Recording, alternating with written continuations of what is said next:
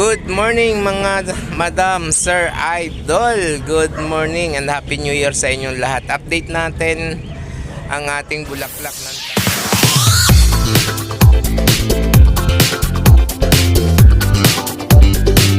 mga sir, madam, idol. Ayan, pakita ko uli ang kanyang puno na yung ginawa natin ng paraan. Ayun, nakikita na natin na may ugat na. Yung ugat dito is nandito na, oh. Nalulungkot lang ako mga sir, madam, idol, dahil ayun nga, galing tayo ng Bicol at pag check ko po dito ay mayroon pong isang bali na puno. So ito po siya, ayan, ayun po ang kanyang dulo.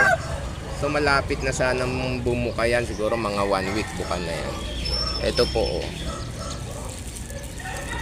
bali. So ginawa ko para baka sakaling mag-survive, inano ko siya, tinalian ko siya ng plastic. And yung dito sa baba, pinagpumpol ko po sila. Ayan. And ito, nilagyan ko rin po. Dito naman sa baba na to may goma. So pinagkumpol ko sila dahil nga malakas po minsan ang hangin dito sa taas, baka po magkabali-bali. Ayan siya mga sir, madam, idol, oh. Meron siyang 8 piraso ngayon. Ayan na ang kanyang bulaklak. Tingnan nyo pong maigi, yung lalong-lalo na sa mga hindi pa nakakakita. Ayan. Malapit na pong bumuka yan. Ayan. May nakausap ako, sir, madam, idol, na nakapanood nung ito po kasi ay naipost ko din sa aking Facebook page, yung Pedjorap TV. Pakisupport na lang, palambing mga sir, madam, idol, para lumago. Nagpapalago pa lang po ako. May nakausap ako na isa sa nakapanood nun at nakilala ako, ang sabi po sa akin, bakit ko daw po ipinapakita sa publiko yung mga ganito, dapat daw po ay yung sinesekreto yung mga ganyan dahil pambihira nga lang daw po. Pero para sa akin naman, binabahagi ko lang na maipakita at hindi ko ipinagdadamot. Siguro wala namang masama doon na ipakita natin, Ayaw ko lang ipagdamot, ayaw kong ipagkait sa iba na tumanda na sila nang hindi pa nakakakita ng bulaklak ng tanglad.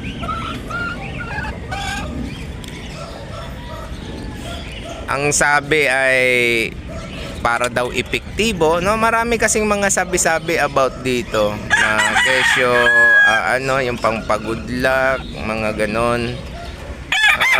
Siguro para sa akin, sasamahan pa rin natin ng sipag, kahit naman po mayroon tayong isang sakong pangpabuenas, kumbaga, kung tayo'y pahila-hilata naman, wala naman sigurong mangyayari, diba mga sir, madam, idol?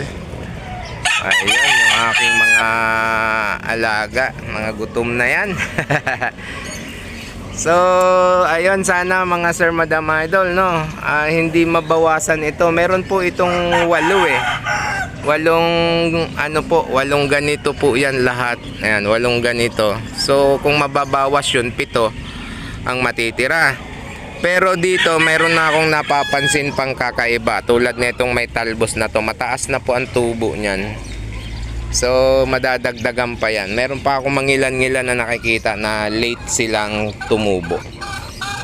Pero kakaiba yung tubo nila mga sir, madam, idol. So ayan ang ating bulaklak ng tanglad. Happy New Year nga pala sa lahat, yung mga hindi ko nabate, hindi ko na kayo iisa-isahin, at ako'y sasamantalahin ko na rin ang pagkakataon na magpasalamat sa ating mga subscriber na patuloy na sumusuporta.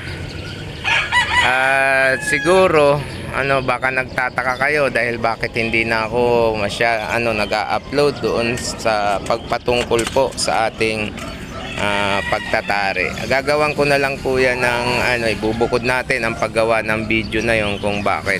At sana maunawaan nyo po ako. At sana patuloy nyo pa rin akong suportahan mga Sir Madam Idol. So ayun, Happy New Year uli and good morning.